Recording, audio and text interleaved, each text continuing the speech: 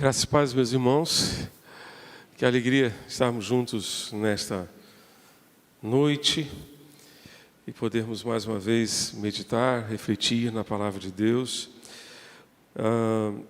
Antes de compartilhar o texto, eu gostaria de deixar com os irmãos um pedido de oração em favor da família Vilar, irmã Marise, irmão Robson, a mamãe desses irmãos, que era membro da nossa igreja, irmã Maria Vilar, faleceu hoje à tarde, aos 94 anos de idade, né? E possivelmente nós teremos amanhã, às 11 horas da manhã, um culto de gratidão a Deus pela sua vida aqui no templo da nossa igreja. E pedimos aos irmãos que estejam orando e, na medida do possível, estejam aqui amanhã, às 11 horas, para esse momento de gratidão a Deus pela sua vida. Assim que tivermos maiores informações sobre, inclusive sobre o sepultamento, nós vamos compartilhar pelas redes sociais de nossa igreja. Ok? Abra sua Bíblia em Gênesis capítulo 1. Gênesis capítulo 1. Não leremos apenas os versos 26 a 31.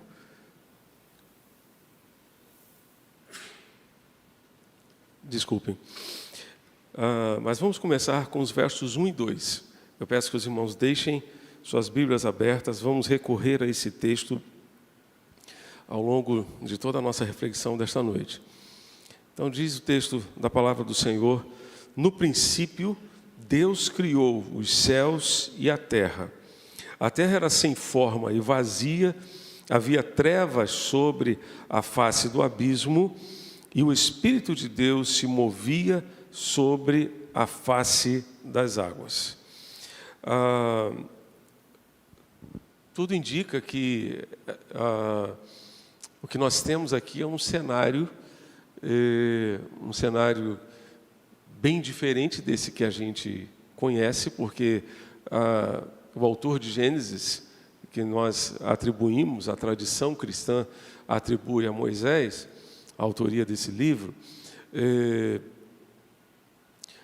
está descrevendo o cenário antes da criação. Então, é bem interessante a gente pensar, né? Como é que seria o mundo antes disso tudo aqui, não é? Antes dessa realidade toda que a gente tem aqui diante de nós, né? Antes dos montes, antes dos vales, antes de tantas e tantas coisas, não é? O cenário aqui, essa palavra forma, a terra era sem forma e vazia, descreve realmente um cenário, como se fosse um cenário assim, bem desolador, um cenário de caos. O Espírito Santo se movia sobre a face das águas justamente para colocar ordem nessa realidade que ainda não estava construída, ainda não estava formada ainda, e então nós vamos ver alguns detalhes bem interessantes. No verso 1, nós temos o verbo criar, né? O verbo criar, no princípio criou Deus, Deus criou os céus e a terra. A palavra criar é a palavra bara, ou bará no hebraico, e significa criar, sempre tendo Deus como sujeito. É sempre aplicada a Deus. Essa palavra só é utilizada a respeito da obra de criação de Deus. Também significa moldar, formar, moldar mais uma vez, dar forma a alguma coisa. Então Deus estava ali agindo na criação.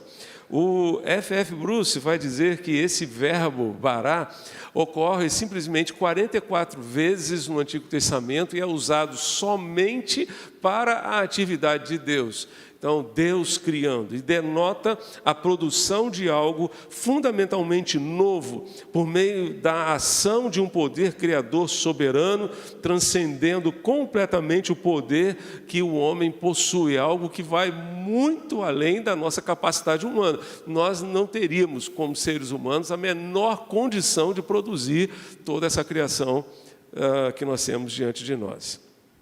comentário bíblico Brodmann vai dizer que o homem não pode barar. Ou seja, ele não pode criar, ele pode usufruir da criação, mas não pode criar.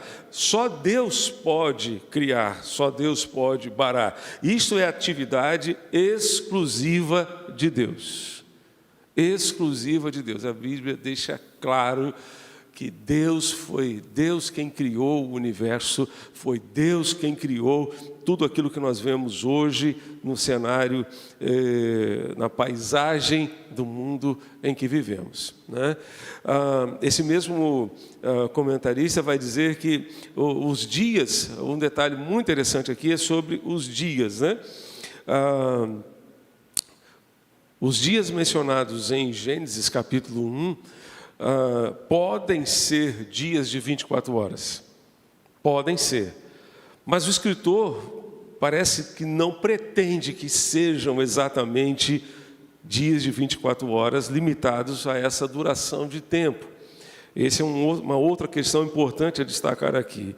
E ele vai dizer ainda que não há necessidade de se considerar Gênesis e as teorias científicas como sendo conflitantes ao mesmo tempo.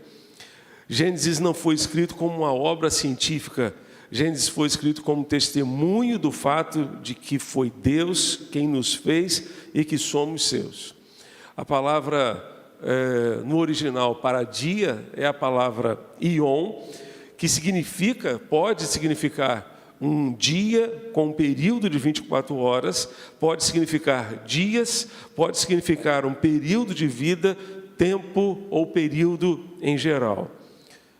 E eu me lembro já faz alguns aninhos atrás, quando estava no seminário, um professor no seminário disse que uma das possibilidades de tradução para essa palavra dia seria eras. A palavra eras. Então, um período de tempo, não necessariamente de 24 horas, mas um período bem maior. Não sabemos, eu não tenho dificuldade nenhuma de crer que Deus tenha feito tudo em 24 horas, né? Então, isso para mim não vai alterar em nada a minha fé. Não vai alterar em nada a minha fé. Se Deus usou 24 horas de um dia para criar o Sol e a Lua, como nós vamos ver aqui, em um dia, ou se Deus levou uma era de tantos e tantos anos para criar, isso aí, para mim, não vai fazer diferença, porque o que importa é que foi Deus que fez. É isso que a gente precisa realmente guardar no nosso coração. A sequência da criação, vamos dar uma olhadinha aqui nessa sequência. O primeiro dia, Deus criou a luz. Deus criou a luz. Versos 3, 4 e 5, vocês estão comigo? Vamos lá? Diz assim: então disse Deus, haja luz, e houve luz. E Deus viu que a luz era boa e fez separação entre a luz e as trevas. Deus chamou a luz dia e chamou as trevas noite. Houve tarde e manhã o primeiro dia. Vejam que coisa interessante. Deus criou primeiro a luz. Correto? O dia e a noite. Mas os luminares só foram criados no quarto dia. Interessante isso, né? Interessante, né? Deus criou o dia sem ter criado o sol. A palavra de Deus é suficiente para sustentar toda a obra da criação. Toda a obra da criação. O segundo dia, Deus criou os céus. Vejam comigo os versos 6 a 8. E Deus disse, haja firmamento no meio das águas, separação entre as águas e águas. E Deus fez o firmamento e a separação entre as águas debaixo do céu, debaixo do firmamento, e as águas acima do firmamento. E assim aconteceu, e Deus chamou o firmamento céus. Houve tarde e manhã o segundo dia. No terceiro dia, nós temos a criação da terra e mares, relva, erva e árvores. Versos 9 em diante. E Deus disse, ajuntem-se as águas debaixo dos céus num só lugar, e apareça a porção seca, e assim aconteceu. E Deus chamou a porção seca terra, e ao ajuntamento de águas chamou mares, e Deus viu que isso era bom. E Deus disse que a terra produza relva, ervas que deem semente, e árvores frutíferas que deem fruto segundo a sua espécie, cuja semente esteja no fruto sobre a terra, e assim aconteceu. E a terra produziu relva, ervas que davam semente segundo a sua espécie, e árvores que davam fruto, cuja semente estava nele conforme a sua espécie. E Deus viu que isso era bom. Houve tarde e manhã o terceiro dia. Então, nesse terceiro dia, Deus fez essa separação entre terra e mar, criou a relva, as ervas e as árvores, todas as florestas, né? Foram criadas, portanto, nessa etapa da criação.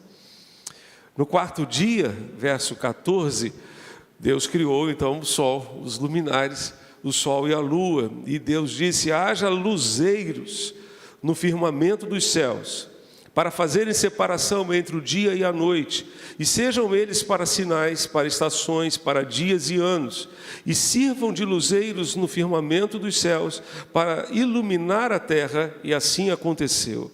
E Deus fez os dois grandes luzeiros, o maior para governar o dia e o menor para governar a noite, e fez também as estrelas, e os colocou no firmamento dos céus para iluminarem a terra, para governarem o dia e a noite, e para fazerem separação entre a luz e as trevas. E Deus viu que isso era bom. Houve tarde e manhã o quarto dia. Então, no quarto dia, Deus criou o sol, a lua e as estrelas. O sol, a lua e as estrelas, e colocou lá nos seus devidos lugares, né? Devidos lugares. 2000 anos, quase, para que o homem pudesse chegar até a lua. Década de 60, não foi? Foi na década de 60. Eu não sei se eu já tinha nascido. Quando o homem conseguiu chegar à lua, né? No quinto dia, vamos passar rapidamente aqui por essa sequência, porque temos que avançar, especialmente para o sexto dia. No quinto dia, Deus criou os peixes, as aves e criaturas marinhas. Verso 20 vai dizer que Deus disse que as águas sejam povoadas de enxames de seres vivos, e as aves voem sobre a terra, sobre o firmamento dos céus.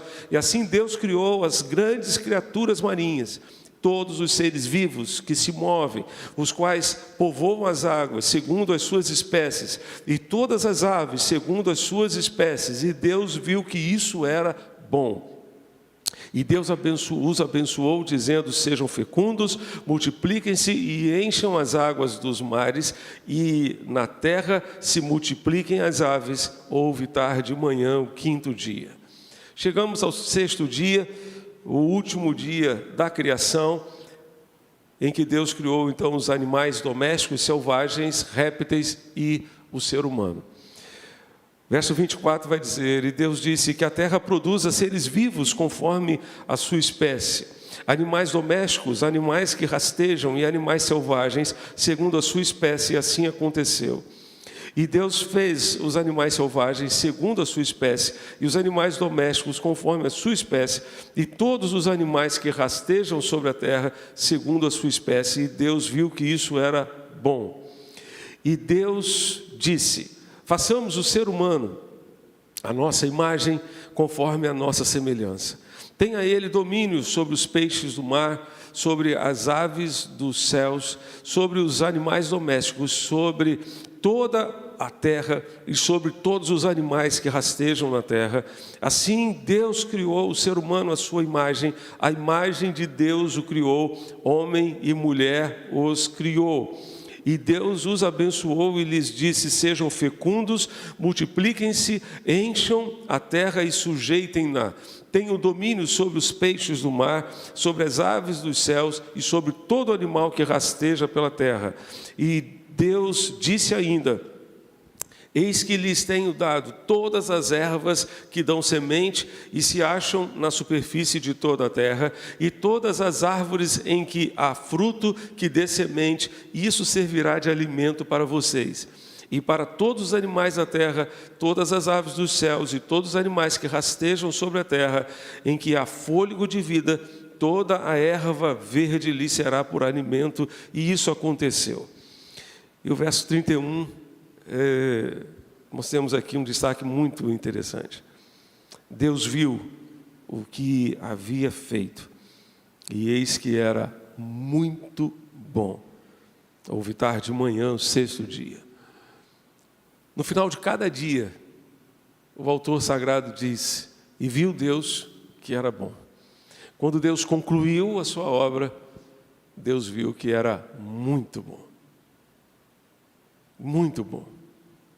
Hoje, meus irmãos, a gente se encanta com as belezas naturais que nós encontramos. Especialmente aquelas que ainda não foram tocadas pelo ser humano, né? Eclesiastes diz que Deus fez o homem reto, mas ele se meteu em muitas astúcias, né? Então, a gente vê o estrago que o ser humano tem feito na criação. O estrago. Mas o que Deus fez foi muito bom. O que Deus fez foi perfeito. Perfeito. Alguns destaques eu queria fazer aqui com os irmãos, antes de prosseguir. Um destaque é que o texto relata tarde e manhã. Foi tarde e manhã o primeiro dia, foi tarde e manhã o segundo dia. Normalmente a gente considera que o dia começa aonde? Pela manhã, não é assim?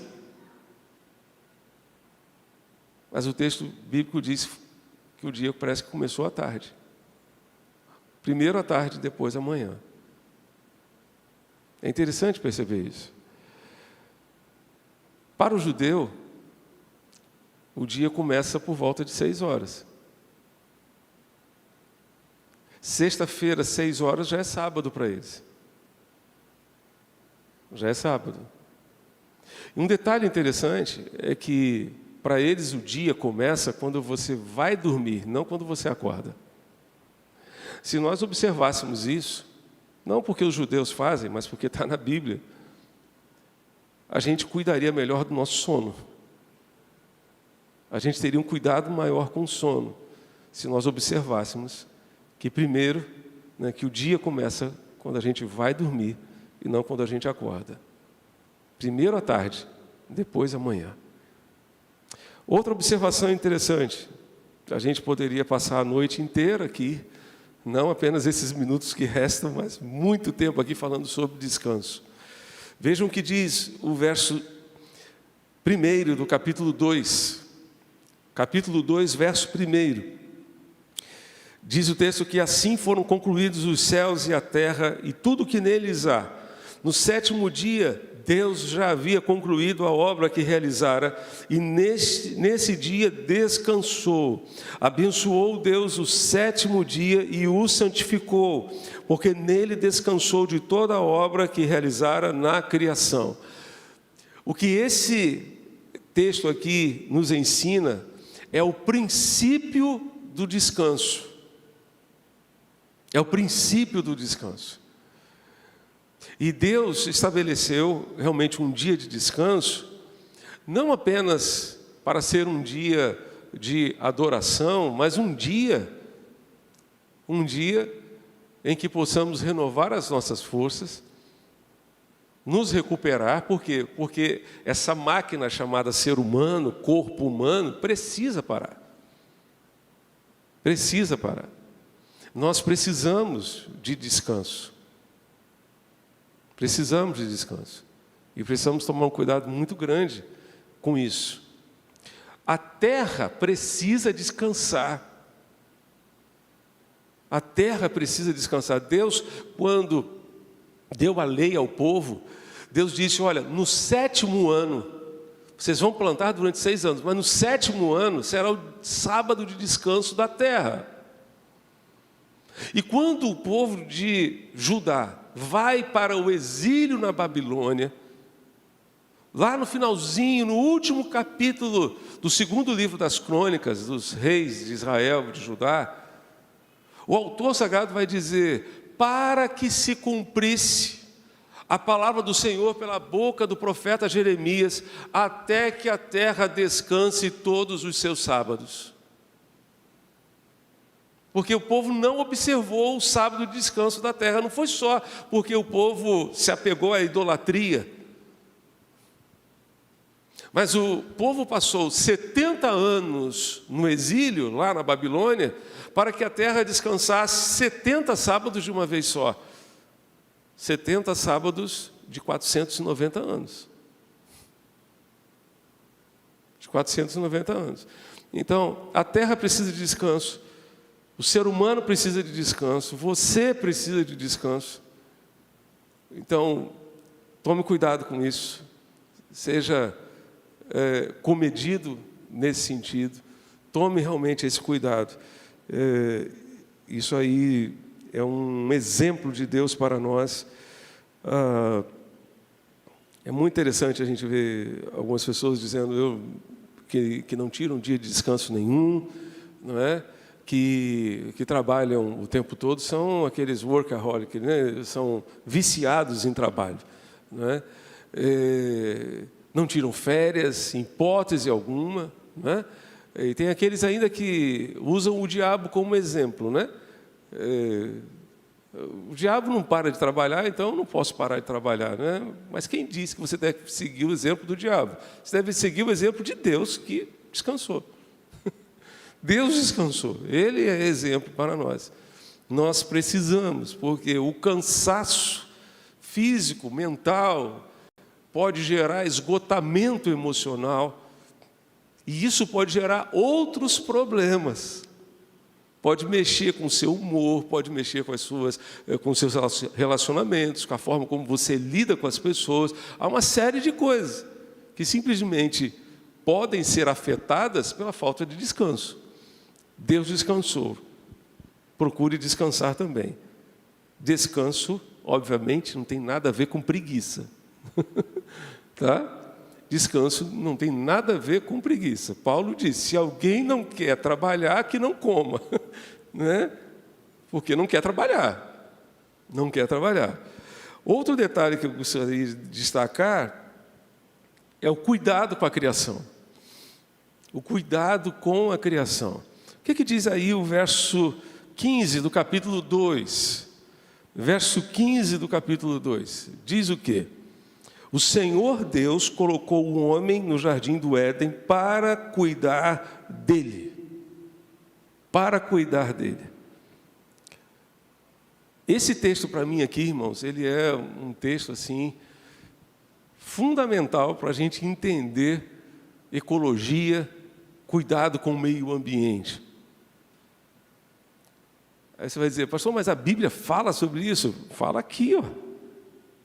Fala aqui.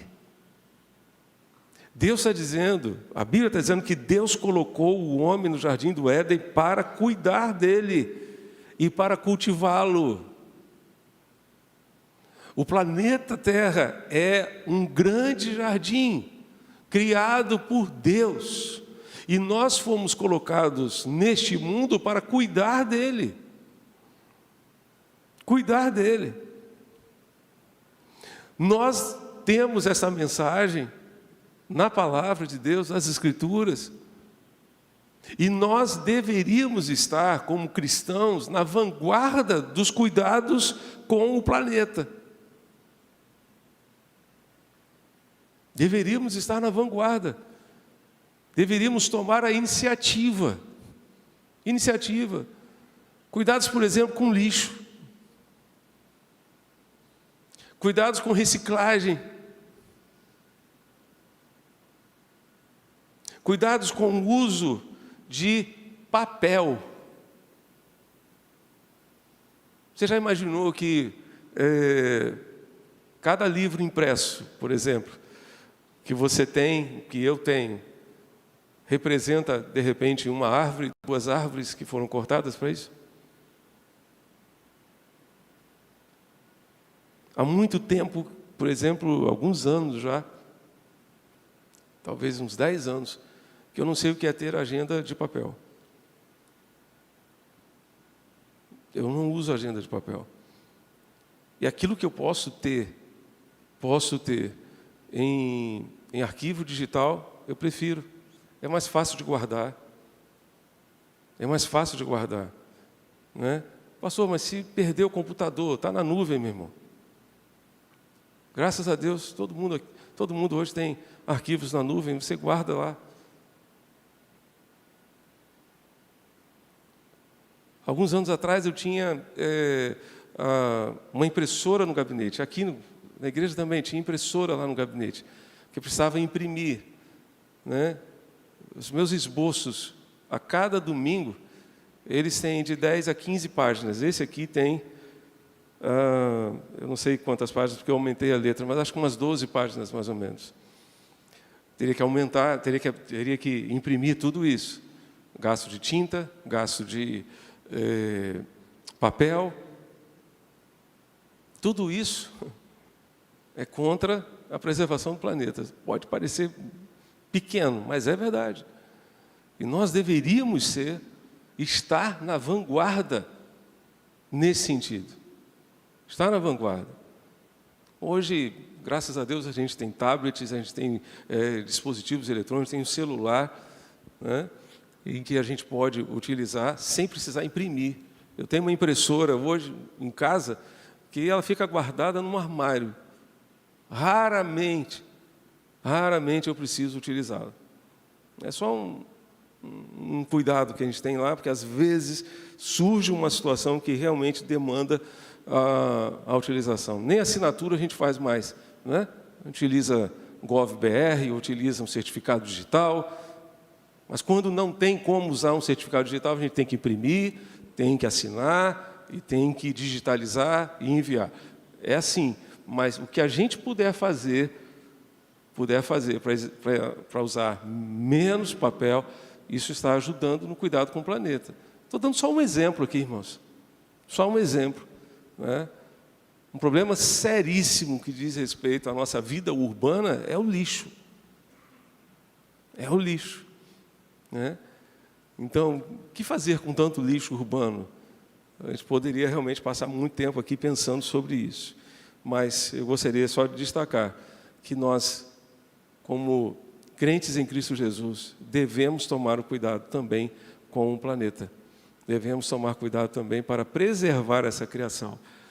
Mas Jesus está voltando e então tudo isso aqui será destruído e tal. Eu também acho que Jesus está voltando. Inclusive, a gente tem que viver como se Ele fosse voltar hoje. Exatamente agora. Né? E nós devemos estar prontos para a vinda dEle. Mas se Ele não voltar agora? Se Ele voltar daqui a 1000 anos? Ou a gente cuida desse grande jardim, ou ficará simplesmente insustentável, insuportável. Insuportável. Gente, o que está acontecendo hoje, por causa do aquecimento global, nas geleiras, é uma coisa assustadora. Eu fico pensando no mundo daqui a 30 anos, daqui a 20 anos, o nível do mar subindo. O nível do mar subindo. Eu não sei como é que vai ser a realidade aqui da Avenida Boa Viagem. Por quê? Porque a gente não está cuidando. A gente não está cuidando. Então, a gente precisa pedir a Deus graça e sabedoria para cuidar desse jardim no qual nós fomos inseridos, fazer a nossa parte como igreja e fazer a nossa parte da mesma forma como servos de Deus. Enquanto Deus nos der vida aqui, sejamos conscientes, né? Sejamos conscientes e estejamos atentos àquilo que Deus pode fazer aquilo que nós podemos fazer nas mãos de Deus para abençoar o nosso planeta. E isso será bênção não apenas para nós, mas para as gerações futuras também. Amém? Vamos parar por aqui, porque não vai dar tempo da gente conversar hoje sobre a criação do ser humano. Quarta-feira que vem a gente continua, se Deus assim permitir. Amém? Vamos ficar de pé e vamos cantar, acompanhar o nosso grupo de louvor.